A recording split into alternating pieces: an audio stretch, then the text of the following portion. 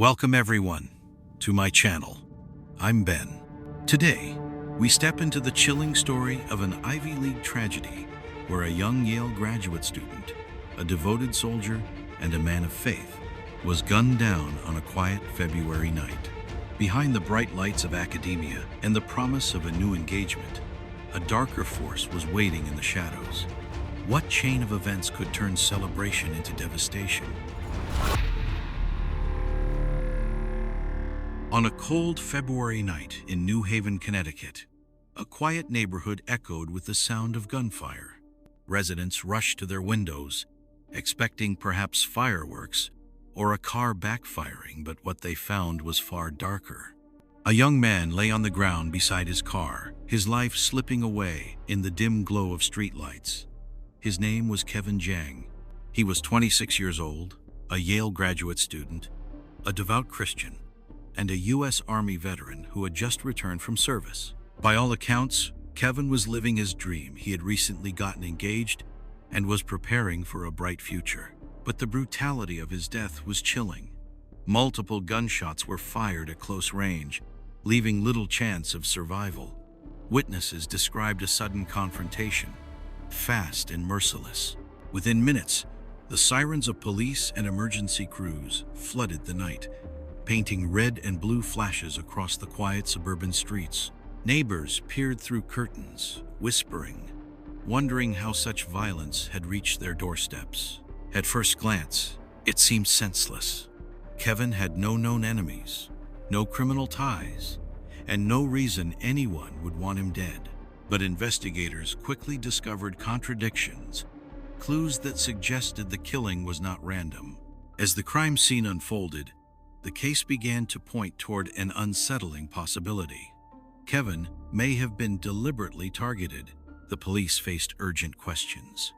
Why would someone hunt down a promising student with such precision? And why did whispers soon emerge about a connection between Kevin's fiancée and another man, a man from one of the most prestigious universities in the country? The case would expose an unexpected love triangle, a clash between ambition and obsession, and a suspect who seemed to vanish into thin air. The more investigators uncovered, the clearer it became that this was not just a tragic shooting, it was a calculated act that would ignite one of the most haunting Ivy League scandals in recent memory. But who pulled the trigger that night and why? To understand the weight of this crime, we must first understand the people at its center. Kevin Jiang was not just another student at Yale. Born in Seattle and raised in a devoted Christian household, Kevin grew up with a sense of discipline and service. Friends described him as kind, approachable, and deeply faithful. He served in the U.S. Army National Guard, where he trained rigorously and even deployed overseas. Those who knew him in uniform said he carried himself with quiet strength, always offering help to others, always quick to smile. When Kevin returned to civilian life, he pursued his passion for the environment. At Yale's School of the Environment, he focused on ecological studies, determined to make a difference in protecting natural resources. His professors admired his dedication. His classmates saw him as a natural leader, and his church community viewed him as a young man guided by faith. At just 26 years old, Kevin seemed to embody both resilience and promise. But Kevin's life was not just about academics and service. It was also about love. In early January of 2021, he proposed to Zion Perry, a fellow student he had met at Yale's Christian Fellowship Group. Zion was bright, compassionate, and devoted to her studies. Friends recalled the joy on Kevin's face when he announced the engagement. It seemed as though his future was finally aligning. A stable career, a partner who shared his faith, and a community that supported him. Yet in the shadows of this joy was another man, Ching-Swan Pan. He was a graduate student at MIT in Massachusetts, known for his intellect and research in computer science. Unlike Kevin, Pan was described as more reserved, often isolated, and intensely focused on his academic work. But beneath that quiet surface, investigators would later discover a far more complicated personality.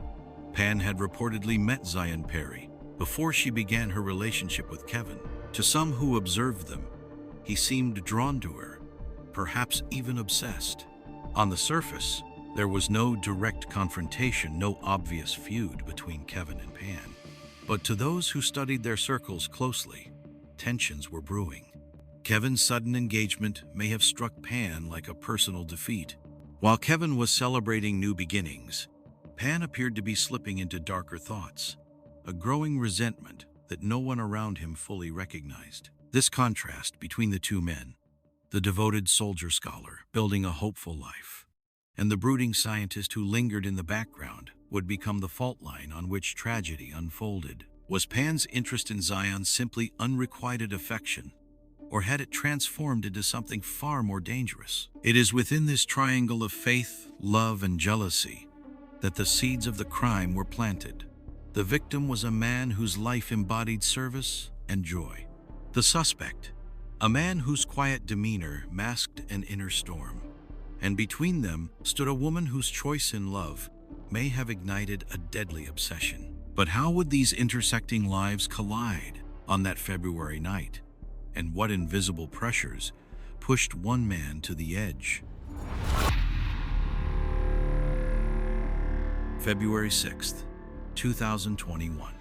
The day began like any other for Kevin Jiang. He'd been running errands, spending time with friends, and sharing joyful news of his engagement. That evening, he drove through New Haven, his mind occupied with plans for the future. His car, a black Toyota Prius, made its way down Lawrence Street, a residential block lined with modest houses and quiet sidewalks. It was early evening, just past 8 o'clock, and the winter air was sharp. Snow from a recent storm still lined the curbs, glistening under the streetlights. Kevin parked his car. Neighbors later said they heard a brief conversation outside, voices raised but unclear. Then suddenly the crack of gunfire shattered the stillness. It was not one shot, but many, a rapid burst, echoing through the street like a violent drumbeat. Residents rushed to their windows. Some thought it might be fireworks, but when they looked outside, they saw a figure collapse beside a car. A man was standing over him, the flash of a gun muzzle illuminating the scene. The shooter fled almost instantly, leaving behind only the acrid smell of gunpowder and the echo of fear. Kevin was struck multiple times. At such close range, survival was nearly impossible. His body crumpled on the pavement, blood spreading into the snow. Within moments, frantic calls to 911 flooded dispatchers. Shots fired. Someone's been shot. Hurry. Police arrived quickly, sirens slicing through the night. Officers found Kevin lying near his Prius, unresponsive, riddled with gunshot wounds. Paramedics worked desperately, but it was too late. Kevin Jiang, the bright young man whose future stretched wide before him, was pronounced dead at the scene. The crime scene was chaotic. Flashing lights, yellow tape, and detectives canvassing the area. Shell casings littered the ground, a grim trail of violence. Neighbors described seeing a dark-colored SUV speeding away. One witness insisted the shooter appeared calm, almost mechanical, as if every movement was rehearsed. At first, the sheer brutality suggested a random act. New Haven, like many American cities, was no stranger to gun violence. Yet something about this scene felt calculated. Kevin's belongings were untouched. His car was not stolen. There was no evidence of a robbery gone wrong. Whoever pulled the trigger had come with one purpose: to kill Kevin Jiang. As detectives pieced together the evening, they learned Kevin had just left his fiancée's apartment minutes before the attack. Zion Perry had kissed him goodbye, expecting to see him later that night. She never imagined their farewell would be the last. Police questioned whether Kevin might have been followed. The possibility of an ambush began to take shape. Witnesses recalled the shooter waiting near the corner, vehicle engine idling, headlights dimmed. The timing was too precise to be coincidence. And then came the chilling discovery. Kevin had been shot at least 7 times, execution style. The pattern suggested rage, obsession, or both. This was not a quick drive-by. It was deliberate, intimate, and merciless. As officers photographed the scene, bagged evidence, and marked shell casings, one thought lingered: who would want Kevin dead? By all accounts, he was beloved. He had no criminal ties, no enemies. But investigators knew that in crimes of this nature, the answer often lay not in the victim's past misdeeds, but in the hidden rivalries of the heart. The following day, as news of the murder spread, Yale's campus mourned. Students gathered in shock, clutching candles against the February cold. Professors remembered Kevin's dedication. Church members wept for the young man whose faith had inspired them. His fiancée, Zion, was left devastated, struggling to comprehend how joy had turned to horror in a single night. Meanwhile, detectives continued to comb the neighborhood. Surveillance cameras were reviewed. Tire tracks in the snow were measured. Witnesses were re-interviewed. Every clue pointed toward a calculated killing. The streets of New Haven had seen violence before, but rarely something so personal, so surgical. It was not just the loss of a promising life that haunted investigators. It was the gnawing question of motive. Why Kevin? Why here? Why now? Even in those first hours, whispers began to circulate. Some spoke of a man connected to Zion Perry, a man whose presence had seemed innocuous at first, but who might have harbored feelings far deeper and darker than anyone realized. Kevin's murder was not simply a random tragedy. It bore the hallmarks of obsession, of jealousy, of a calculated decision to erase a rival. But who exactly was behind the trigger, and how far would they go to escape justice? From the moment Kevin's body was found, investigators knew this would not be an ordinary homicide case. The sheer number of gunshots, the lack of theft, and the calm precision of the killer all pointed to a targeted attack. The New Haven Police Department quickly launched a full-scale investigation, canvassing the neighborhood for security cameras and interviewing anyone who might have seen the gunman. Within hours, detectives identified a potential lead. Surveillance footage from nearby cameras showed a dark SUV circling the neighborhood around the time of the murder. Witnesses reported a man stepping out of the vehicle before the shots rang out. That man's description would later match someone known to Kevin's fiancée, Qingxuan Pan. Pan, a 29-year-old graduate student at MIT, had no criminal record. On paper, he was the kind of person you would least expect to be linked to a murder: academically accomplished, intelligent, and quiet. But when detectives dug deeper, they uncovered a troubling connection. Pan had once been seen with Zion Perry, Kevin's fiancée, at social events. Friends of Zion recalled that Pan seemed interested in her, perhaps more than casually. Detectives' suspicions grew stronger when they discovered Pan had rented a car shortly before the murder. That rental vehicle, a black GMC Terrain, was tracked, traveling from Massachusetts to Connecticut. GPS data placed the vehicle near New Haven on the very night Kevin was killed. When police attempted to question Pan, he vanished. Investigators went to his apartment in Massachusetts, only to find he was gone. What they did find was chilling. Evidence that Pan had been preparing for a life on the run. Authorities later revealed he had access to large sums of cash, multiple cell phones, and connections that might help him disappear. By mid-February, a nationwide manhunt was underway. The U.S. Marshals joined the search, labeling Pan as armed and dangerous. Flyers with his photo were distributed across the country. Kevin's murder, once thought to be a tragic local case, had exploded into national headlines. Months passed without capture. Each week brought new questions. Where was Pan hiding? Was he receiving help? And most importantly, would he strike again? For Kevin's grieving family, the delay was torture. His mother begged for justice. Zion struggled with unbearable grief, and Yale's community demanded answers. Then, In May 2021, 3 months after the murder, Pan was finally found. He had been hiding in Alabama, living with relatives, and reportedly had plans to flee even further. Law enforcement moved in quickly, arresting him without incident. At the time of his capture, he was in possession of over $700 in cash, his father's passport, and several cell phone items that painted a picture of a man ready to vanish permanently. Pan was extradited back to Connecticut to face charges.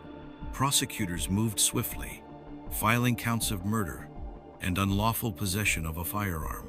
In court documents, they alleged Pan had stalked Kevin, waited for him to leave his fiancée's apartment, and then executed him in a fit of jealousy and rage. For investigators, the case seemed clear. A brilliant but troubled man, consumed by obsession, had eliminated a rival in cold blood. But the road to trial would be long, and Pan's defense team insisted the evidence was circumstantial. Still, the arrest brought a measure of relief. Kevin's family finally had a name, a face, and a suspect behind bars. Yet, questions lingered. What had driven a promising MIT student to cross the line from envy to murder? And would a jury see the evidence as proof beyond a reasonable doubt, or would Pan's intellect and careful planning cast doubt over the case? When Chinchuan Pan was finally extradited to Connecticut, the public expected swift justice.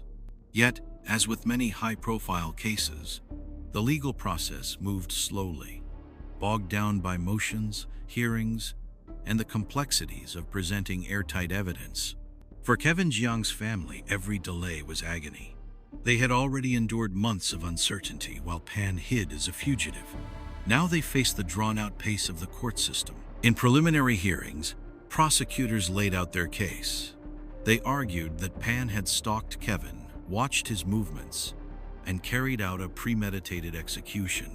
Evidence included surveillance footage of Pan's rental SUV, GPS records showing he traveled from Massachusetts to Connecticut, and testimony that he possessed multiple cell phones and large sums of cash, indicators of deliberate planning. Prosecutors painted him as a man consumed by jealousy, unwilling to accept Zion Perry's engagement to another. The defense, however, attacked the evidence as circumstantial. They insisted there was no eyewitness who could definitively place Pan at the scene with a weapon in his hand. They questioned whether the surveillance footage was clear enough, whether GPS records proved intent, and whether the state had direct forensic proof tying Pan to the gun used in the murder. Without the murder weapon recovered, they argued, the state's case lacked the concrete link needed for conviction. Despite these challenges, the prosecution pressed on. Witnesses testified to Pan's interest in Zion before her engagement to Kevin. Friends recalled awkward encounters, subtle but noticeable, where Pan's feelings seemed more than platonic. Combined with the sudden disappearance after the murder, the narrative was compelling. A brilliant man undone by obsession who meticulously planned to eliminate his rival. Courtrooms filled with tension. Reporters lined the benches. Yale students, professors, and community members attended sessions, their faces etched with grief and anticipation. Kevin's mother sat quietly, clutching tissues, sometimes unable to watch as details of her son's final moments were described.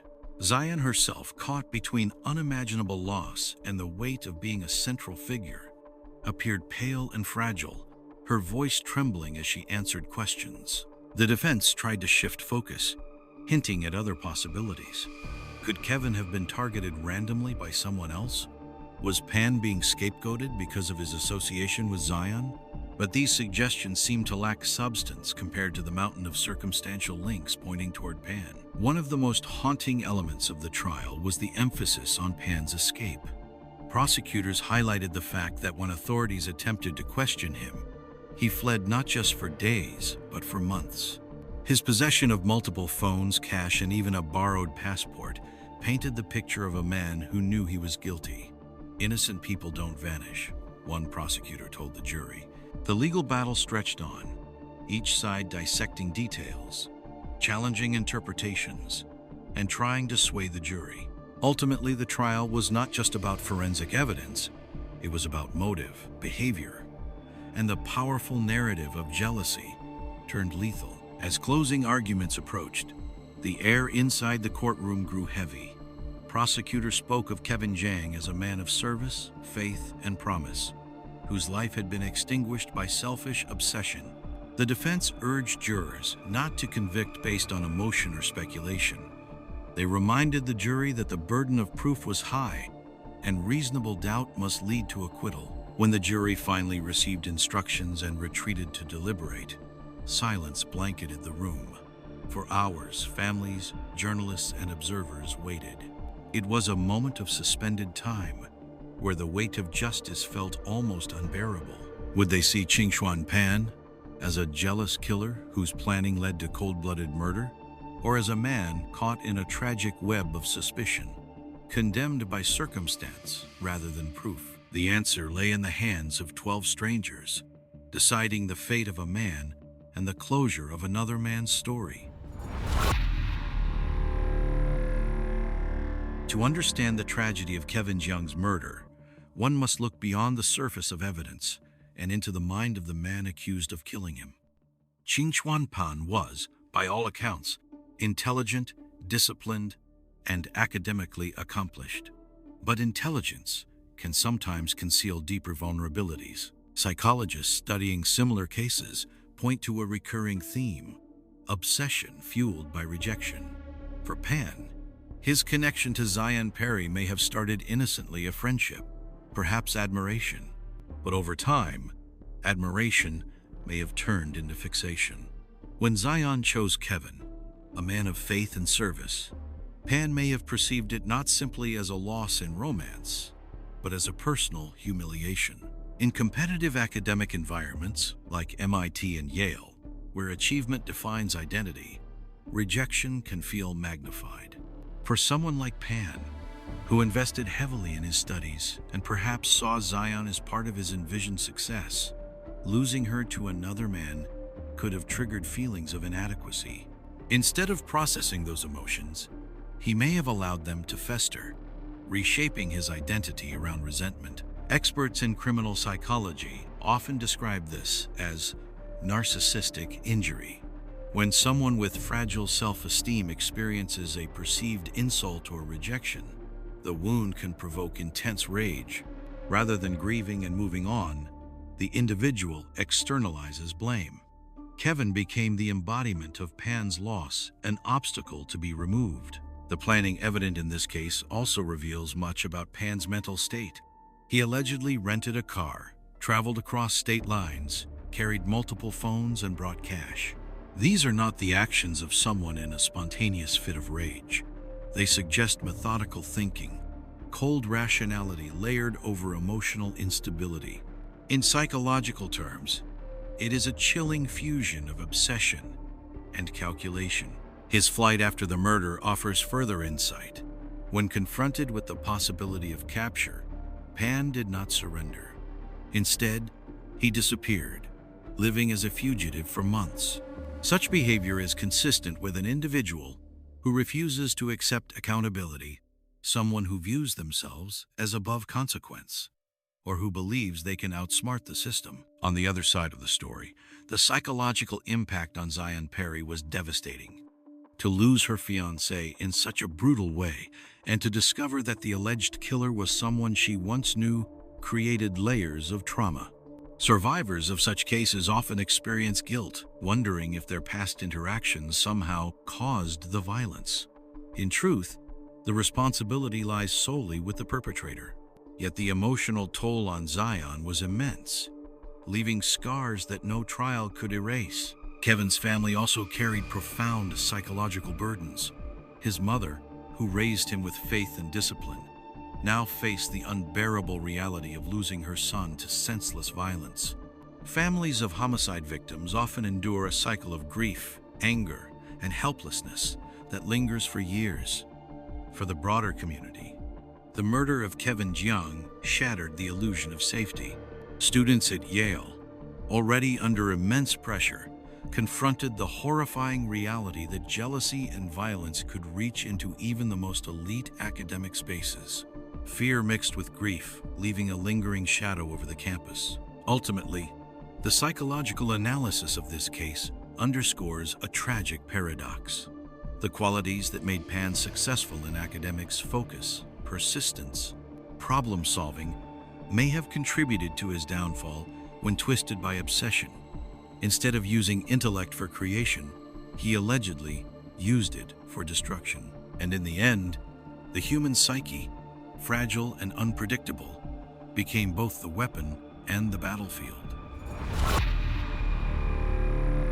The aftermath of Kevin Jung's murder rippled far beyond the streets of New Haven. For his family, the loss was immeasurable. Kevin's mother, a woman of faith, spoke often about her son's devotion to God and his desire to live a life of service. At vigils held in his honor, she clutched photos of him in uniform, recalling how he had survived military service overseas, only to be killed in his own community. Her grief resonated with many, a reminder of how fragile life can be, even for the most promising souls. For Zion Perry, the trauma was profound. She had been on the cusp of beginning a new chapter, planning a wedding, building a future, and suddenly found herself navigating unbearable sorrow. To know that someone from her past may have been tied to Kevin's death compounded the pain. Though she was not responsible, whispers and speculation weighed heavily, forcing her to retreat from public view. Her story became one not just of survival, but of resilience in the face of tragedy. Yale University, too, was shaken.